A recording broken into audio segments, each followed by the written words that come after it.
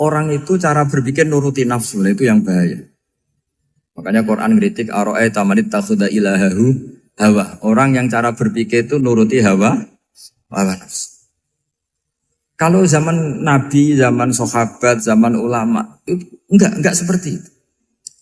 Sehingga cara berpikir itu mudah. Makanya kata Nabi absyiru ya ma'sarul muslimin kata. Kamu harus senang ya ma'sarul muslimin. Allah sekarang buka pintu langit yang sebelumnya enggak pernah dibuka. Dan Allah yubahi bikum malaikatah. Dan Allah membanggakan kamu kepada para malaikat. Kenapa? Umatnya Muhammad, umatnya Rasulullah Muhammad SAW, itu kalau sampean kepengen mati setiap saat itu baik, itu resepnya gampang kata Nabi. Addu faridotan wantadzoru ukhra. Jadi Allah memberitahu, ya Muhammad umatmu ini luar biasa. Jadi misalnya tadi kita sholat subuh, ditanya, Bahak kamu sekarang ngapain? Nunggu sholat duhur ya. Setelah sholat duhur ditanya lagi nunggu apa asar. Sehingga faman kanat hijratuhu ila Allah wa rasulih fa hijratuhu ila Allah. Jadi kalau ya sudah ini tak ijazahkan. Kalau setelah sholat subuh nunggu apa? Duhur. Setelah duhur nunggu. Sehingga ketika kita mati itu statusnya penunggu sholat. Tapi kamu kan enggak miskin. Kenapa? Penunggu kaya. Ya itu enggak masuk surga itu. Penunggu kemapanan. Berarti kan menunggu sesuatu yang seleranya nafsu. Beda kalau penunggu sholat. Berarti kamu di dunia menunggu ritual ibadah. Maka di antara ijazahnya Nabi apa? Addu faridotan wantadzoru ukhra. Melakukan satu fardu. Kemudian kita menunggu tugas berikutnya. Jadi niati saja setelah subuh nunggu apa? Duhur. Setelah duhur, meskipun kita di perapatan. Apa? Nunggu asar. Ya. Tapi ya asar betul. Jangan nunggu tok pas asar. Enggak. Jadi sebetulnya umat ini gampang sekali. Jadi di antara kebanggaan Allah, yubahi itu Allah bangga dengan malaikatnya adalah umat ini adalah addu faridotan wantadzoru ukhra. Melakukan satu fardu, kemudian menunggu fardu yang lain. Dari mengkhidmati kampus, ingin mengkhidmati masyarakat. Dari satu masyarakat lokal Semarang menjadi sampai sekarang, sampai Banjarmasin. Unisula mau bikin kampus di sana, terus gitu. Dari satu tugas ke tugas yang lain. Makanya Islam diajarkan setelah satu tugas selesai, faida faruh tafan sok. Jadi sehingga hidup kita itu dinamis. Dari satu kebaikan menunggu kebaikan lain, dari satu kebaikan menunggu. Sehingga hidup kita ngapain? Nunggu satu kebaikan. Ini sudah masuk faman kanat hijratuhu ila Allah wa rasulih, fa hijratuhu ila Allah wa rasulih. Sehingga bayangkan kalau kita direkam Allah, Gusti kula ampun mati nak dereng sugih. Wis melarat puluhan tahun. Sakit, nunggu sesuatu yang sifatnya nafsu, kok pengen sugih. Sugih tok aja cukup. Tahu buruh wong sing tahu ngenyek ndekne lho, itu kan urung-urung wis dendam. Saya belum mau mati sebelum kaya dan buruhkan orang yang pernah melecehkan saya. Wis ngono akhirnya mati urung sugih. Berarti wis fakir matine hasud. Mau itu ngenes dunia akhirat kan kira-kira seperti itu. Kamu santai aja kalau fakir berarti meringankan hisab karena ada banyak harta. Yang mau dihisab apanya, tidak punya apa-apa. Jadi saya mohon sekali ya, Islam itu mengawal kebahagiaan. Sebab itu sampai bahagia itu menjadi perintah Islam. Qul bi fadlillah wa bi rahmati fa bidzalika falyafrahu. Karena dengan bahagia bi taat diharapkan orang Islam itu tidak bahagia atau cari kesenangan lewat jalur apa maksiat. Sehingga ciri utama wali apa? Ala inna awliya Allahi la khaufun alaihim walahum yahzan. Sehingga ulama dulu itu rileks-rileksnya. Termasuk yang saya ceritakan tadi, Imam Ahmad, Imam Syafi'i. Itu melihat apa saja rileks. Ya tadi kalau disenangi orang ya barokah, punya kawan kebaikan. Nak dineng ya barokah dineng di gedingi tonggo rada utang, ngeranjuk tulung gitu. Jadi rileks saja. Masyhur itu Imam Syafi'i ngendikan waman asaa ilaika faqat atlakoka. Orang yang berbuat buruk sama kamu, hakikatnya adalah membebaskan kamu. Atlako itu apa? Membebaskan. Enak gak jadi hidup gitu? Kalau kamu kan enggak, kok gedeng aku salahku apa? Malah kamu ujub tuh, orang kok gak tahu salahnya. Kamu jadi suami, istrinya ngomel, kurang apa saya sebagai suami? Ya kurang banyak, enggak ganteng, enggak kaya, enggak ini. Malah kalau diterangkan malah parah toh. Ya sudah rileks saja. Kalau dia ngomel ya tadi, alhamdulillah dapat pahala tanpa apa? Biaya. Terus ngomel kan butuh energi, paling yang tidak kuat 3 jam. Nanti juga berhenti apa? Terus ambil nilai positifnya. Misalnya ngomel sama suaminya, bagus lah. Kalau ngomel sama tetangga malah kayak apa gitu aja udah. Jadi ulama dulu itu gampang sekali melihat melihat hidup. Rasulullah ya gitu, melihat hidup tuh gampang saja. Ketika tanya, ya Aisyah apa ada sarapan? Tidak ada ya Rasulullah, ya sudah saya tak puasa. Jadi enteng saja. Kadang-kadang beliau ingin puasa, ya puasa sunat, ada sarapan nggak jadi puasa. Rileks. Nabi itu rileks. Kalau ngajari kebaikan juga rileks. Nah sekarang itu banyak orang yang karena mungkin kurang baca, Islam tuh kayak menjadi aturan yang bengis, yang repot, yang mengekang. Itu tidak seperti itu. Yuridu wa bikumul yusra wala yuridu bikumul usra. Allah menghendaki agama ini mudah. Sehingga ada sahabat di Imami Mu'ad itu baca Baqarah. Sahabat ini pekerja petani, mufarokoh ditinggal. Ketika Mu'ad lapor, ya Rasulullah ini ada orang munafik, tengah-tengah sholat mufarokoh saya ditinggal. Yang disalahin itu tidak yang ninggal tapi Mu'ad. Afattanun anta ya Mu'ad, kami itu tukang fitnah. Masa ngimami petani pakai surat Baqarah? Jadi yang disalahkan ini imamnya. Kalau kamu jadi imam, sholatnya ya yang cepat. Makanya terus banyak orang kecepatan karena tadi. Jadi Nabi itu enteng sekali. Jadi apa ya, Nabi itu beda dengan yang kita bayangkan beda. Nabi pernah ngaji di masjid, kemudian ada tetangga lewat pakai cangkul ke kebun. Semua sahabat gerutu. Ini orang tidak benar, ada Nabi ngaji ditinggal saja ke kebun, tidak ikut ngaji. Jawabannya Nabi tidak, itu bagus, itu ikut sunnah saya. Kenapa ya Rasulullah? Dia kerjanya nyari halal. Dan untuk menghidupi keluarganya itu juga ajaran saya. Sehingga yang ngaji ya ajarannya Nabi, yang enggak ngaji karena kerja mencukupi keluarga juga ajarannya Nabi. Segampang. Oh, kalau kayaknya kamu kan, wes gak roh akhlak kan gitu. Nabi rileks saja Nabi. Sampai bisa lihat itu di Ihya, di bab Fadhailul Kasbi. Makanya ini penting sekali supaya orang itu berpikir Islam atau mendakwahkan Islam itu berdasar sanad ya yang muttasil yang pernah dilakukan Rasulullah SAW. Sesuatu yang dilarang Allah itu pasti madhar. Maka untuk melarang seseorang bergantung sama narkoba misalnya atau hal-hal yang bahaya pada fisik, itu satu tentu bagi ahlullah, tentu karena takut Allah. Tapi banyak masyarakat yang memang benar-benar bisa meninggalkan narkoba karena efek buruknya ganja. Bahwa itu mengakibatkan sakau, mengakibatkan tidak sadarkan diri, mengakibatkan kebangkrutan ekonomi macam-macam. Sehingga mereka benar-benar benci sama yang namanya narkoba. Jadi di antara manhajul Quran itu kalau mentakbih, memburuk-burukkan maksiat itu mesti dikritik innahu kana fahisyah. Innahu kana fahisyata wa maqta wa sa'a sabila. Innahu kana fahisyata wa sa'a sabila. Diulang beberapa kali. Sehingga dibutuhkan kecakapan untuk menganggap satu hal yang buruk itu fahisyah, sesuatu yang enggak rasional, sesuatu yang tidak positif, sesuatu yang pasti berdampak negatif. Sehingga kalau misalnya tadi dibacakan oleh Qori, kuntum khaira ummatin ukhrijat linnasi ta'muruna bil ma'ruf wa tanhauna 'anil munkar. Untuk berhenti dari kemungkaran itu satu takbihun litilkal munkar atau litilkal mungkarat, bahwa mungkarat itu kita cap, kita stigmasi bahwa itu buruk sekali. Seperti Nabi mengajarkan pemuda tadi, masa kamu suka ibu kamu digitukin lelaki lain, putri kamu, bule kamu, bude kamu, sehingga orang ini pikirannya termindset betapa buruknya zina. Sama seperti kita sukses memindset betapa buruknya narkoba, betapa buruknya bahan-bahan terlarang. Begitu juga seterusnya, terus pengkhianat dan sebagainya. Tapi problem manusia adalah dia itu akan mencari kebahagiaan atau kesenangan sesaat. Maka caranya gimana?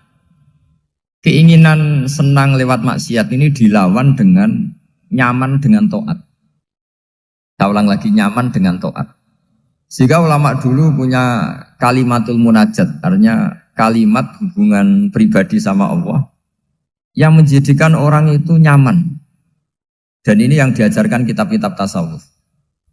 Kitab tasawuf itu sukses mengajarkan melihat alam raya ini semuanya nyaman, termasuk yang mengecewakan. Itu dianggap nyaman. Saya berkali-kali mengajarkan ilmu ini karena ini musalsal ila Rasulillah SAW. Itu pernah suatu saat Imam Ahmad itu dipanggil sama tetangganya, anak muda. Tentu Imam Ahmad ini orang yang sangat soleh, sangat waroi, sangat tunduk sama perintahnya Allah dan Rasul. Pemuda tadi manggil, ya Ahmad, datang ke rumah saya. Imam Ahmad datang. Setelah sampai ke pemuda tadi, sudah pulang lagi, saya tidak butuh kamu. Pulang lagi. Setelah sampai rumah dipanggil lagi, ya Ahmad, datang lagi. Datang lagi. Oh, saya tidak jadi butuh, pulang lagi. Sampai 3 kali. Dan itu perangai ekspresi Imam Ahmad itu atau ulama lain yang sesoleh beliau itu nyaman, indah. Beliau tetap senyum-senyum nyaman. Beliau tidak tersinggung, tidak terprovokasi, pokoknya tidak tersinggung, kelihatan nyaman. Lama-lama pemuda ini terus tanya, ya Ahmad, kamu saya perlakukan seperti ini kok tidak tersinggung? Kamu senyum-senyum saja, happy-happy saja. Jawabnya Imam Ahmad itu unik. Wahai pemuda, saya kamu panggil itu senang sekali. Karena kata Nabi, kalau kamu iman dengan Allah dan Rasul, maka hormatilah tetangga. Jadi saya senang. Karena nuruti perintah Allah untuk menghormati tetangga. Jadi tidak ada urusannya dengan kamu. Kagetnya kayak apa? Jadi dipanggil tetangga ya senang karena melakukan perintahnya Allah dan Rasul, yaitu ikramul jar, fal yukrim jarahu. Disuruh pulang, kamu ingin saya pulang, ya saya pulang. Disuruh datang, ya saya datang. Jadi saya tidak tersinggung, saya tidak ada urusan dengan kamu. Urusan saya dengan Allah Subhanahu wa Ta'ala. Itu kalau bapak-bapak istrinya ngomel terus sabar itu ya bagus. Saya tidak punya urusan. Kalau kamu terprovokasi oleh istri, berarti kamu didikte oleh makhluk. Masa seorang rektor didikte makhluk? Kan tidak keren. Apalagi seorang Habib didikte makhluk, kan gak keren. Yang bisa mendikte kita hanya Allah Subhanahu wa Ta'ala. Dan Allah mendikte kita, mengajarkan kita wa ashiruhunna bil ma'ruf fa in karihtuhunna fa asa an takrahu shay'a wa yaj'alallahu fihi khairan katsira. Jadi cara melihat istri kita bawel gitu atau cerewet, alhamdulillah ini ada pahala tanpa modal, cukup sabar. Kalau istri kamu sedang mesra, malah mintanya ke mall, malah biayanya tinggi. Murah mana dapat pahala dimarahin sama saat mesra minta ke mall? Milih yang pertama kan? Nah ya itu tidak usah modal. Ya gitu aja. Jadi kalau istri sedang marah bawel, anggap saja ini rezeki. Dapat pahala tanpa apa? Biaya. Nah, kalau pas rukun malah nantang ke mall, biayanya malah tinggi. Jadi ulama dulu itu melihat dunia itu happy. Pernah Imam Syafi'i dikasih tahu, orang yang tadi nyium tangan kamu ya, itu di rumah menghujat Anda. Jadi dia sopan hanya di depan Anda, kalau di luar menghujat Anda. Jawabnya Imam Syafi'i lucu. Ya baguslah. Yang cerita ini kaget. Kenapa bagus ya Aba Abdillah? Kalau manggil Imam Syafi'i ya Aba Abdillah. Ya berarti saya masih wibawa, di depan saya tidak berani katanya. Jadi dipandang enteng saja. Jadi kalau kamu di depan kamu istri kamu tidak berani belanja, tidak ada kamu belanja banyak, anggap saja Anda wibawa. Jadi enteng saja. Pernah Imam Syafi'i dikasih tahu, separuh dari kampung Anda itu gak suka kamu. Ya baguslah. Kenapa? Oh nak rukun malah bakal utang katanya gitu. Kira-kira yang utang itu yang rukun apa yang neng-nengan? Yang rukun. Jadi enteng saja. Masyhur itu makalahnya Imam Syafi'i. Waman asa'a ilaika faqad atlaqaka. Orang yang berbuat buruk sama kamu berarti membebaskan kamu. Kalau saya sedang nenengan sama Habib Hasan Toha Putra, beliau naik Alphard gak nawarin saya sah karena baru nenengan. Tapi kalau sedang rukun malah harus repot mana? Rukun sama ndak rukun? Repot rukun sebetulnya. Jadi Imam Syafi'i itu happy saja. Kalau sedang rukun sama tetangga ya dianggap rukun itu satu kenikmatan. Sedang tidak rukun ya dianggap satu kenikmatan. Jadi orang dulu itu serilek itu melihat dunia. Kalau kita kan enggak, ego. Wah saya ini suami kok dimarahin istri. Wah ini egonya bangkit. Padahal egonya bangkit itu ada kebodohan di situ. Yaitu seorang rektor didikte seorang istri, seorang makhluk. Apalagi kalau Anda daftar wali itu tidak akan jadi wali. Ini wali kok tunduk sama makhluk. Karena didikte apa? Makhluk. Maka Imam Ahmad ketika tetangganya bully gitu ya santai saja, beliau happy. Ketika pemuda tadi eskal janggal, kenapa kamu gak tersinggung ya Ahmad? Memangnya saya harus tersinggung gimana? Kan tak panggil tidak jadi, tak panggil tidak jadi. Hei pemuda, saya ini tidak punya urusan dengan kamu. Saya nuruti kamu karena perintahnya. Saya senang melakukan perintah Allah, harus berbaik sama kamu. Sampai 3 kali. Ajarkan Muhammad atau katakan Muhammad pada umatmu. Sebaiknya atau seharusnya mereka hanya gembira dengan melihat fadlnya Allah dan rahmatnya Allah. Ini harus kita pahami mulai dari konstruksi yang paling pokok, yaitu akidah. 2 ahwal. Ahwal itu 1 perilaku sosial. 3 mutamimat, sesuatu yang tidak pokok, tapi kita butuhkan dalam mengawal hidup ini. Saya beri contoh, itu sampai maksiat, itu karena cari kesenangan. Misalnya baru penat itu, ingin seneng, ada orang yang macam-macam lah, ingin melihat maksiat, apa itu pornografi, apa nyabu, apa macam-macam. Itu sebetulnya agama punya konsep yang luar biasa, yaitu seharusnya seseorang itu gembira. Gembira dengan ketaatan. Lalu pertanyaannya caranya gembira gimana? Gembira itu mudah. Jadi misalnya kamu sujud sama Allah Subhanahu wa taala. Terus cara berpikir begini. Ini sekaligus ijazah. Cara berpikir begini. Ya Allah, ini kata Sayyidina Ali, kafani izzan an akuna laka abdan wa kafani fakhron an takuna li rabban. Ya Allah, betapa sialnya saya andaikan saya jadi budak dari makhluk yang sama. Misalnya sampean itu seorang kiai atau rektor atau doktor atau orang terpelajar, kemudian kamu jadi budak atau hamba dari makhluk yang setara. Betapa hinanya saya. Maka kata Sayyidina Ali, ya Allah saya ini cukup bahagia, cukup bangga karena jadi budak, jadi hamba dari zat yang super atau yang maha super. Jadi kok Allah Subhanahu wa ta'ala. Sehingga ada kebahagiaan yang luar biasa karena menjadi hambanya Allah Subhanahu wa ta'ala. Setelah bangga dengan jadi hambanya Allah, maka kita akan malu. Malu misalnya kok saya bahagia itu nunggu melihat pornografi, melihat maksiat. Itu terus menjadi malu. Kenapa saya bisa didikte oleh hal-hal seremeh itu? Ya, kita malu karena didikte oleh hal-hal yang seremeh itu. Karena kita didikte oleh nafsu. Jadi izzatun nafsi, satu harga diri seseorang itu harus dihidupkan untuk hanya tunduk kepada Allah Subhanahu wa ta'ala. Sehingga Nabi itu melatih satu logika tarkul ma'asi. Nabi itu dulu ketika ada seorang pemuda yang ya karena mungkin pemuda ya, dia itu mau masuk Islam, tapi uniknya kata pemuda tadi, saya masuk Islam tapi asal dibolehkan bebas zina. Jadi ini agak sableng gitu. Jadi mau masuk Islam syaratnya dibolehkan apa? Zina atau free sex gitu. Karena orangnya agak hiper. Itu Nabi tidak langsung mengancam dengan neraka enggak. Ketika mau pamit gitu semua sahabat melarang. Mah itu jangan, kamu jangan suan Nabi, itu permintaan yang nggak masuk akal. Setelah lama ditahan, terjadi kegaduhan di masjid, Nabi dengar, itu ada apa itu?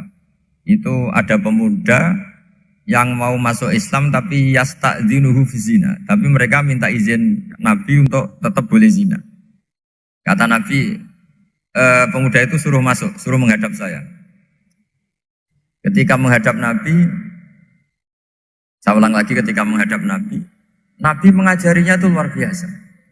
Nabi tidak langsung mengancam dengan neraka atau dengan azab tunda. Tapi kata Nabi, Atau hibbuhu li ummik.